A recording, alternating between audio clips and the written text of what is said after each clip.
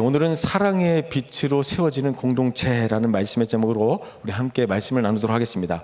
우리 옆에 사람과 이렇게 인사하겠습니다. 사랑의 빛으로 공동체를 세워갑시다.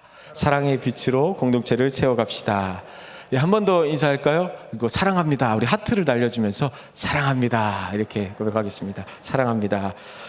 사랑의 빛으로 더욱더 아름답게 세워져가는 우리 교회가 되기를 축복합니다.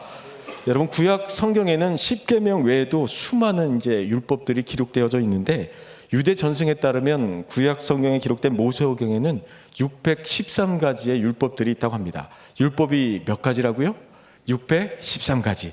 그 중에서 하지 말라, 안 된다라는 율법이 365가지나 된다고 합니다. 저도 생각해보면 집에서 자녀들에게 안 된다, 하지 말아라, 이런 말들을 많이 했던 것 같아요. 그래서 저도 참 율법적이었구나, 이런 생각을 하게 됩니다. 근데 만약에 613가지의 그 율법이 우리에게 적용된다면 우리는 어떻게 이 율법을 다 지킬 수 있냐라는 거예요. 우리가 지킬 수 있는 데까지만 지키면 될까요? 아니라는 거예요. 왜냐하면 한 가지라도 지키지 못하면 범법자가 된다고 분명히 율법에서 말씀하고 있습니다.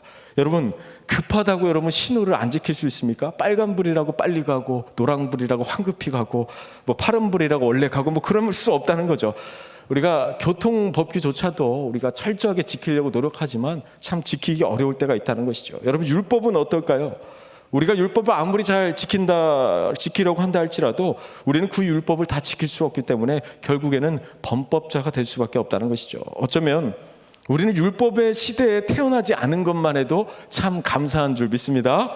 그래서 지금도 유대인들은요, 안식일에 일하지 말라고 했다고 해서 불을 끄고 켜는 것조차 하지 못하고요, 그리고 엘리베이터를 타고 버튼을 누르는 것조차 하지 못한다고 합니다.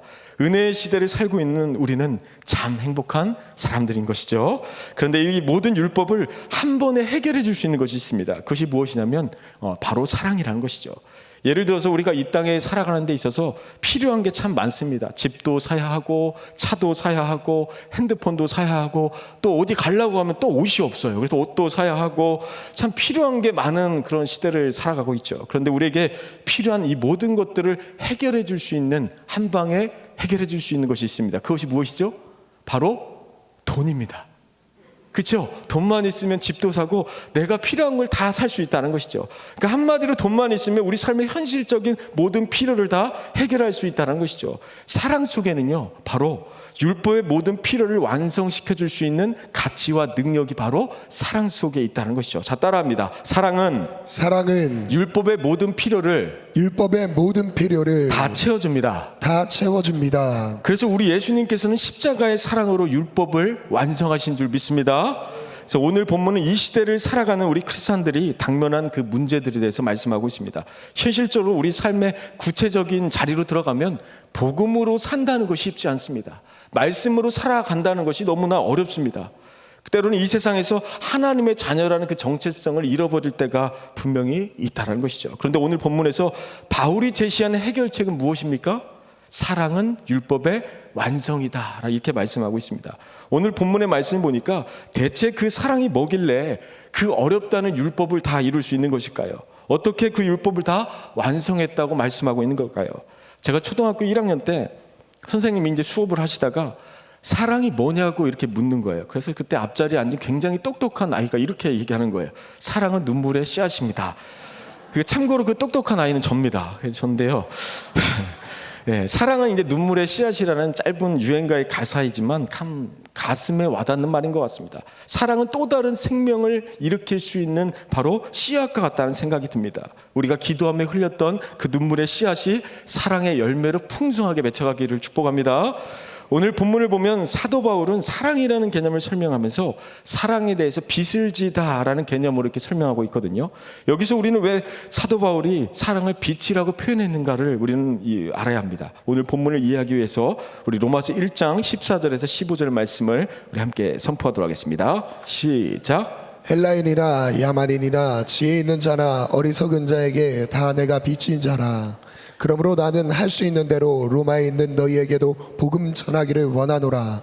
사도 바울은 헬라인이나 야만인이나 지혜자나 어리석은 자나 다 내가 복음의 빚진 자다라고 이렇게 고백하고 있습니다. 그러니까 자기가 로마로 가서 복음 전하기를 갈망하는 이유가 사랑의 빚 때문이다라고 이렇게 고백합니다. 왜냐하면 사도 바울은 하나님의 은혜와 사랑을 경험한 자로서 복음을 전해야 될 빚이 있다라는 것이죠. 사도 바울은 하나님께 받은 사랑이 너무 커서 아무리 갚으려 해도 다 갚을 수 없기 때문에 그 사랑을 빚이다라고 이렇게 표현한 것이죠. 이와 마찬가지로 우리 또한 하나님의 사랑을 받은 자들로서 믿지 않는 세상과 이웃들에게 복음을 전해야 할 그런 사랑의 빚을 지고 있다는 사실을 여러분 기억하시기 바랍니다. 오늘 본문 8절 말씀에 보니까 사랑의 빚 외에는 아무에게든지 아무 빚도 지지 말라 이렇게 표현하고 있는데요. 우리 8절 말씀을 함께 한 목소리로 봉독하도록 하겠습니다. 시작. 피차 사랑의 빚 외에는 아무에게든지 아무 빚도 지지 말라. 예, 사랑의 속성에 대해서 이제 박영선 목사님이 이렇게 표현하고 있습니다. 우리 함께 이 말씀을 함께 읽겠습니다. 시작. 사랑은 빚질 수밖에 없는 것이 사랑은 원래 남의 것을 빼앗아가는 욕심이 아니고 소유도 아니며 남의 마음을 탈취해가는 것도 아닙니다. 그의 마음의 진심과 정성과 가장 귀한 것들을 상대방에 부어주려고 하는 것이 사랑이기 때문에 사랑은 빚을 질 수밖에 없습니다. 예, 사랑은 빼앗아 가려는 것도 아니고 상대방에게 부어주려고 하는 것이기 때문에 사랑은 빚을 질 수밖에 없다 이렇게 표현하고 있습니다. 여러분, 부모님께 받은 사랑을 다 갚을 수 있을까요? 없을까요? 우리가 뭐 용돈도 드리고 뭐 노년에 이렇게 보살펴 드렸다고 해서 그 사랑을 다 갚을 수 없다는 것이죠. 바울도 이 사랑의 속성에 대해서 사랑의 빚이라는 말로 표현했지만 사랑의 빚은 유감스럽게도 갚을 수 있는 것이 아니다라는 거죠. 그러므로 내가 받은 사랑을 다시 갚는다고 해서 서로에게 그 사랑이 채무가 탕감되는 것이 아니다라는 겁니다. 물질의 빚은 언젠가는 갚다 보면 갚을 수 있는 것이 바로 물질의 빚입니다. 내가 어떤 사람한테 1,000만 원을 빚지고 1,000만 원을 갚으면 더 이상 그 사람한테 뭐죠? 빚진 자가 아닙니다. 계산이 잘못됐나요? 그럼 이자를 10만 원 더 드리도록 하겠습니다. 그러면 이제 빚이 없는 거죠. 근데 사랑의 빚은 서로에게 갚을 수 있는 게 아니다. 갚을 길 없이 그냥 쌓여만 가는 것이 사랑의 빚이고 이것이 사랑의 정체성이고 사랑의 본질이다라고 이야기하는 것입니다. 그래서 사도 바울이 뭐라고 말합니까? 다른 사람에게 금전적인 빚은 지지 말고 오직 서로에게 어떤 빚만 지자고요? 사랑의 빚만 지자 이렇게 이야기하는 것이죠. 사랑의 빚이 많을수록 그 공동체는 사랑의 공동체가 되어갈 줄 믿습니다. 그 사랑의 빚에 대한 개념을 조금 더 쉽게 이해하기 위해서 마태복음 18장 말씀에 보면 1만 달란트의 빚진 자의 비유가 납니다. 여기에 보면 1만 달란트라는 금액은요 평생 갚아도 다 갚을 수 없는 금액이죠. 어떤 사람이 1만 달란트라는 엄청난 빚을 지고 살면서 매일 죽고 싶고 잠도 안 오고 어떤 삶의 소망이 없었을 것 같아요. 그런데 주인이 1만 달란트를 탕감해 줬다는 거죠. 그리고 주인이 바랬던 것은 딱 한 가지였던 것 같아요. 살면서 원금을 조금씩 나가기 원했던 것도 아니고 그냥 받은 은혜를 이웃에게 나누며 베풀기를 원했던 것 같아요. 그런데 그렇게 살지 못했다는 것이죠. 주인으로부터 엄청난 그 은혜와 사랑의 빛을 받았음에도 불구하고 자기에게 100데나리온 빚진 자에게 빚을 갚지 못한다는 이유로 때리고 옥에 가두었다는 것이죠. 주인이 원했던 사랑을 실천하고 나누는 삶보다는 눈앞에 보이는 현실 앞에 당장 100데나리온으로 인해서 그 은혜를 저버렸다는 것이죠. 여러분, 배은망덕이라는 말을 혹시 아시나요? 은혜를 잊고 도리어 배반한다라는 뜻인데요. 성은 배시고 이름 망덕인데요. 그게 바로 우리들 아닙니까? 어쩌면 1만 달란트의 빚진 자는요 어떤 특별한 사람이 아니라 우리들의 모습일 수 있다는 것이죠. 우리가 바로 그 은혜를 잊어버린 채 그렇게 이웃들에게 사랑을 베풀거나 나누는 삶을 실천하지 못하고 있을 수도 있다는 것이죠. 그래서 우리 모두는 갚을 길 없는 그 사랑의 빚을 받은 존재라는 사실을 오늘도 믿고 우리의 연약함을 하나님께 구하며 나아가는 저희들 되시기를 축복합니다. 그래서 예수님의 사랑과 자비와 궁율로 구원받는 자라는 사실을 깨닫는다면 내가 예수님께 받은 사랑을 이웃에게 그것도 온전히 전할 때 비로소 사랑의 공동체가 세워질 줄 믿습니다. 여러분, 살면서 받은 사랑과 은혜가 있으십니까? 저는 개인적으로 한번째일교회에 와서 참 사랑을 많이 받고 있는 것 같습니다. 제 개인적인 생각입니다. 담임 목사님을 비롯해서 성도님들이 사랑으로 또 대해주시고 또 훌륭한 사역자가 되라고 지금도 이렇게 기도해주고 계실 것 같아요. 그래서 그렇게 기도하고 계신 분들에게 따따블의 은혜가 임할지어다. 예, 한국 사람들은 그 정서상 빚지고 못 사는 성향이 있습니다. 그래서 1,000원을 받았으면 1,000원을 다시 갚으려는 성향이 있죠. 그래서 자기 자녀가 결혼식에 와서 누가 부조를 5만 원을 하면 그 5만 원을 꼭 기록해 놨다가 기필코 5만 원을 꼭 하고야 마는 것이죠. 그렇죠? 제가 아는 어떤 분 중에 어떤 이제 집사님이 자녀가 이제 결혼을 할 때 10만 원을 이렇게 부조를 하고 왔다고 해요. 근데 내 자녀가 결혼을 하는데 그 사람이 10만 원을 또 와서 안 했다는 거예요. 그래서 교회 와서 예배를 드리고 막 은혜를 받아야 하는데 그 집사님 얼굴을 볼 때마다 자꾸 10만 원이 자꾸 떠오른다는 거예요. 나는 지그자식 결혼할 때 10만 원을 했는데 어떻게 안 할 수가 있지? 이런 10만 원을 받나? 하면서 자꾸 10만 원만 계속 떠오른다는 거예요. 혹시 그 부조를 빠뜨리신 분들이 있다면 얼른 하십시오. 안 그러면 천국 가서 지금 갚아야 할 판입니다. 인간관계도 우리가 생각해보면 기브 앤 테이크인 경우가 많죠. 받은 만큼 준다. 가는 정이 있어야 오는 정도 있다. 이것이 이제 기본적인 정서인데 실제로 상대방에게 내가 밥도 사주고 커피도 사주고 선물도 사줬는데 상대방이 나에게 아무것도 안 해주면 막 서운한 마음이 드는 겁니다. 내가 너한테 얼마나 잘했는데 어떻게 나한테 아무것도 안 할 수 있냐, 이런 서운한 마음이 든다는 것이죠. 근데 우리 주님께서 요구하시는 빚의 개념은 1,000원 받았으니까 1,000원을 주는 그런 어떤 기브 앤 테이크의 개념이 아니라 저 사람은 경주사 때 나에게 부주를 했는지 안 했는지 그런 것이 중요한 것이 아니라 나를 찾아왔는지 안 찾아왔는지가 중요한 것이 아니라 더 이상 상관하지 말고 그냥 10만 원을 잊어버리라는 거예요. 저 사람이 나한테 어떻게 했든지 상관하지 말고 계속 그 사람을 사랑하고 계속해서 그 사람에게 그래서 섬겨주라는 겁니다. 달라는 대로 계속 주라는 거예요. 그러면 하나님께서 어떻게 축복하신다고 말씀합니까? 우리 누가복음 6장 38절의 말씀 함께 선포합니다. 주라, 그리하면 너에게 줄 것이니 곧 후이되어 누르고 흔들어 넘치도록 하여 너에게 안겨주리라. 너희가 헤아리는 그 헤아림으로 너희도 헤아림을 도로 받을 것이니라. 예, 주라는 거예요. 주라는 거. 근데 이게 가능하려면 어떻게 하면, 뭐가 있어야 줄 거 아닙니까? 그렇죠? 나도 받은 사랑이 있어야 줄 수 있는데 후이되어 누르고 흔들어 넘치도록 부어주신 놀라운 은혜를 경험하기 위해서는 우리가 주님께로 받은 그 사랑과 은혜가 우리 안에 넘쳐나야 한다는 것이죠. 그럴 때 우리가 그 사랑을 베풀고 나눌 수 있다는 것이죠. 그렇기 때문에 후이되어 누르고 흔들어 넘치도록 부어주시는 하나님의 은혜가 우리 교회와 여러분들의 가정 가운데 부어지게 되기를 축복합니다.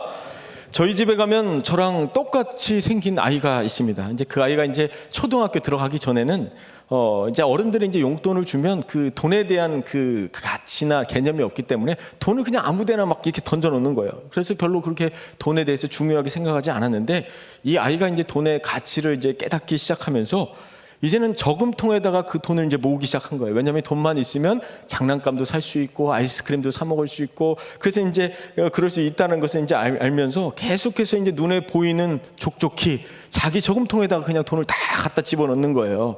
그래서 제가 이제 일부러 돼지 저금통에 있는 걸로 아빠 짜장면 한 그릇 사주면 안 되냐, 치킨 좀 사주면 안 되냐, 자꾸 뭐 뭘 사달라고 제가 졸랐거든요. 근데 끝까지 안 사줘요. 그러면 저는 이제 계속 장난치느라고 제발 사주면 안 되냐고 이렇게 조르는데 잘 안 사주죠.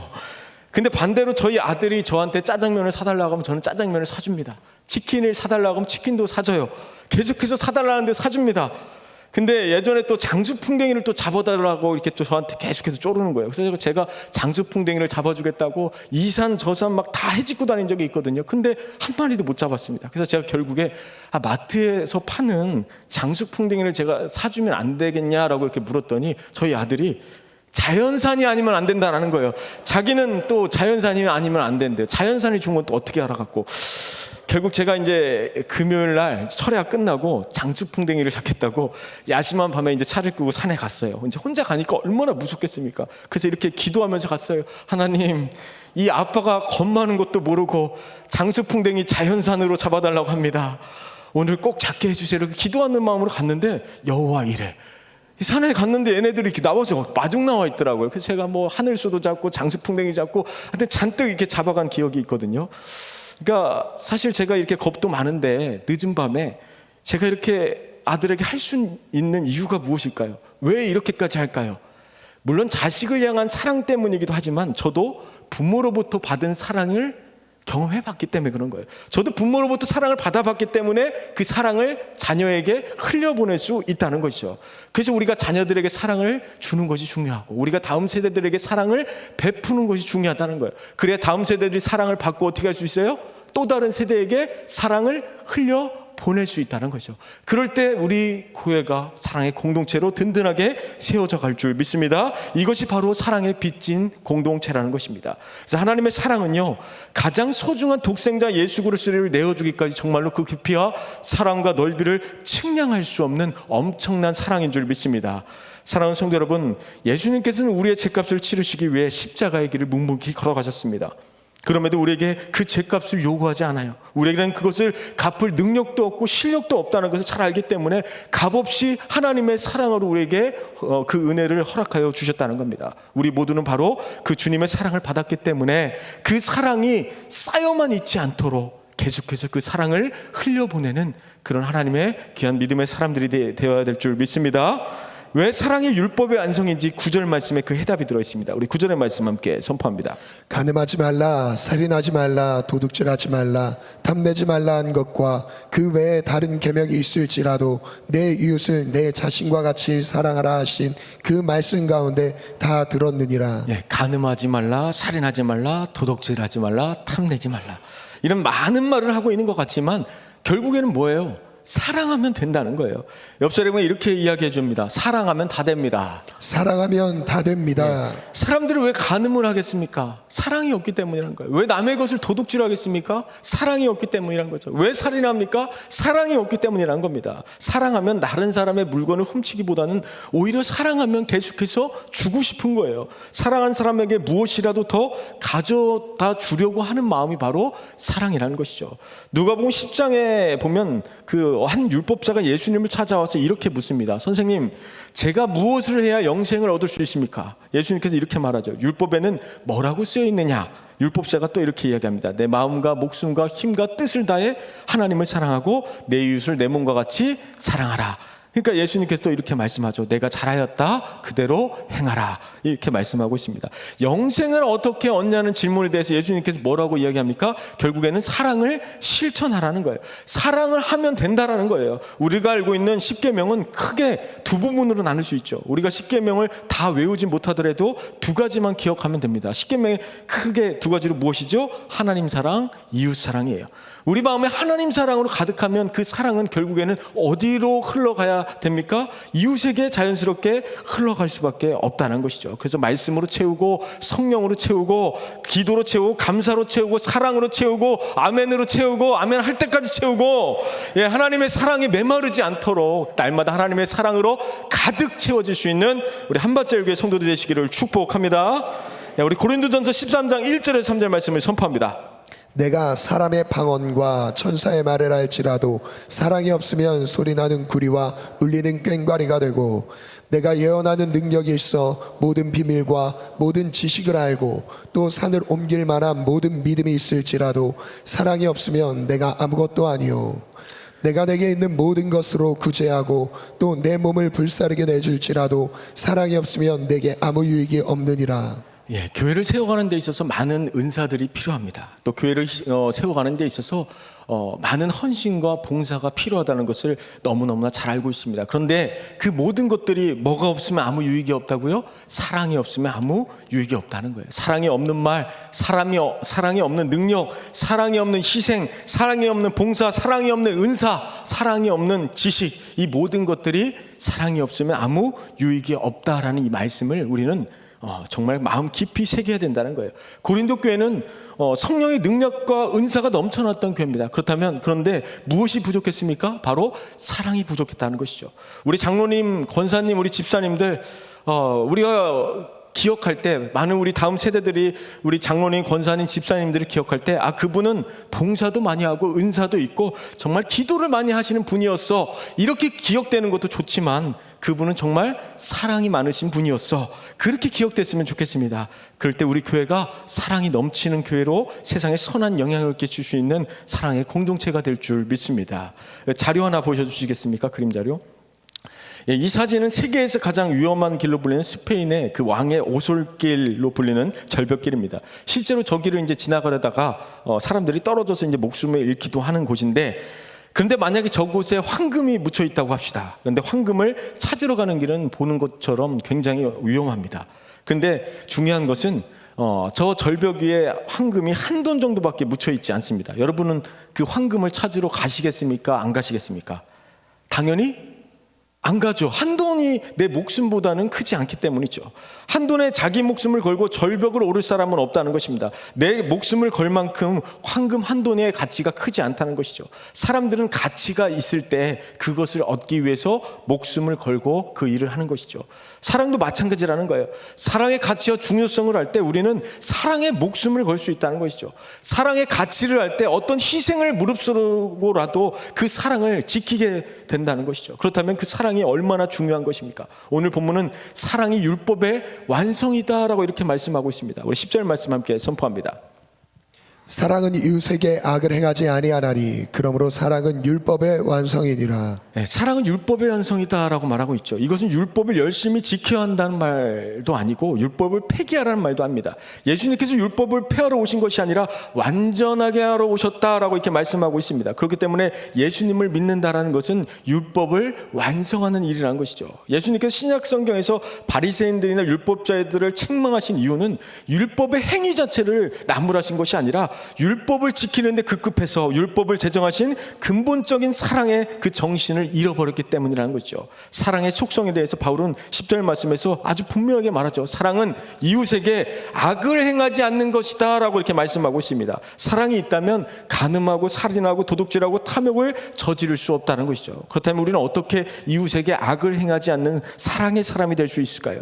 우리는 율법을 다 이룰 수 없는 연약한 존재라는 것을 우리는 너무너무나 잘 알고 있습니다. 아무리 율법을 지키려 한다 할지라도 한두 번은 지킬 수 있을지 몰라도 계속해서 그 율법을 지킬 수 없다는 것을 우리 너무나 잘 알죠. 그러나 율법을 완성시킬 유일한 길이 있습니다. 이웃에게 악을 행하지 않는 유일한 방법은 바로 사랑이라는 것이죠. 여러분 사랑하십시오. 사랑만이 율법의 완성인 줄 믿습니다. 사랑은 머리로 이해하고 훈련하고 공부해서 되는 것이 아니라 사랑의 근원이신 예수님의 사랑을 더 깊이 경험할 때, 예수님의 사랑을 가득 채워갈 때 우리는 온전히 그 율법을 완성시킬 수 있는 사랑을 경험하게 될 줄 믿습니다. 사랑이 깃든 헌신만이 공동체를 세워갈 수 있고요, 사랑이 깃든 그 헌신과 봉사만이 교회를 세워갈 수 있다는 것입니다. 우리가 예수님을 믿는다는 것은 우리 모두가 사랑의 빛을 졌다는 것이죠. 그래서 교회 공동체는 사랑의 빛진 공동체로 계속해서 사랑을 흘려보내는 귀한 그 사랑의 사명을 실천하고 감당해 가야 하는 것입니다. 사랑하는 성도 여러분, 우리 교회는 정말 사랑과 은혜가 넘쳐나는 교회가 됐으면 좋겠습니다. 사랑을 풍성하게 흘려 보낼 수 있는 그런 사랑의 공동체가 되기를 축복합니다. 사랑의 율법은 완성이라는 말씀을 기억하면서 여러분 주변의 그 이웃들에게 주님의 사랑을 실천함으로 예수 그리스도께서 이 땅 가운데 오신 그 목적과 사랑을 온전히 증거할 수 있는 저희들이 되시기를 축복합니다. 우리 마지막으로 로마서 5장 8절 말씀을 함께 선포하고 말씀을 마무리하도록 하겠습니다. 로마서 5장 8절 말씀 함께 선포합니다. 우리가 아직 죄인 되었을 때에 그리스도께서 우리를 위하여 죽으심으로 하나님께서 우리에 대한 자기의 사랑을 확증하셨느니라. 예수님께서 우리의 죄를 위하여 죽으시고 하나님께서 우리에 대한 자기의 사랑을 여러분 확증하셨음을 여러분 믿으십니까? 하나님의 자녀로 삼아주신 그 은혜를 여러분 한순간도 결코 잊어서는 안 될 것입니다. 그래서 이 말씀이 믿어지고 살아서 역사할 때 오늘 하루도 하나님, 내가 받은 그 사랑, 내가 받은 주님의 그 은혜가 정말 이제 사랑의 빚진 자로서 오직 예수 그리스도의 사랑을 온전히 흘려보내고 주님의 몸된 교회를 사랑의 공동체로 세워가는 일에 온전히 우리가 헌신하며 아름답게 주님의 몸된 교회를 세워갈 수 있도록 하나님 인도하여 주옵소서라고 그렇게 기도하는 저희들이 되었으면 좋겠습니다. 그래서 오늘 하루도 사랑의 빚진 자라는 그 사명을 잊지 말고 사랑의 빛을 가지고 계속해서 사랑을 흘려보낼 수 있는 이 하루가 되시기를 축복합니다. 이 시간 우리 함께 이렇게 기도했으면 좋겠습니다. 우리 목사님들 나오셔도 되고요. 오늘 하나님, 우리가 하나님께 사랑을 받은 자이지만 그 사랑을 우리가 잊어버리고 있었다고 한다면 이제는 그 하나님의 사랑을 우리 주변의 이웃들에게, 우리 친구, 친척, 많은 사람들에게, 예수님 알지 못하는 자들에게 온전히 그 사랑을 흘려보낼 수 있도록 하나님 인도하여 주시옵소서. 그래서 오늘도 하나님의 사랑과 십자가의 사랑이 온전히 회복될 수 있도록 인도하여 주시옵소서. 우리를 구원해 주신 그 십자가의 그 은혜가 회복되어지는 시간이 되게 하여 주시옵소서. 그래서 더 많이 사랑하고 더 많이 베풀 수 있는 하나님 그 은혜를 우리에게 허락하여 주시옵소서. 오늘 주님의 십자가를 붙잡고 나아갈 때 우리에게 무너졌던 그 십자가의 사랑이 다시 회복되어지고 다시 그 십자가의 사랑을 붙들고 일어설 수 있는 그 하루가 될 수, 이 하루가 될 수 있도록 다시 한번 그 은혜를 우리에게 허락해 부르시고